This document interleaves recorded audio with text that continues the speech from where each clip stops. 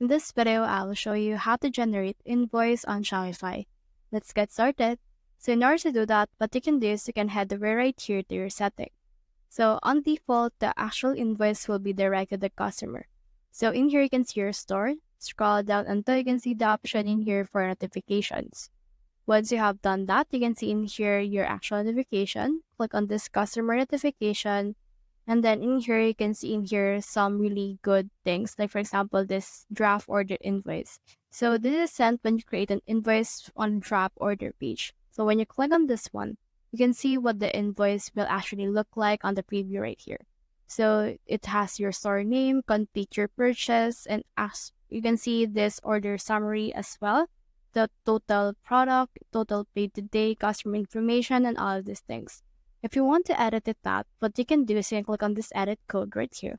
And then in here, you just need to head over and then edit out the specific thing that you can see on this coding process. So that's the whole process. If you have found this video helpful, simply leave a like below or subscribe because it helps me reach more people. See you soon.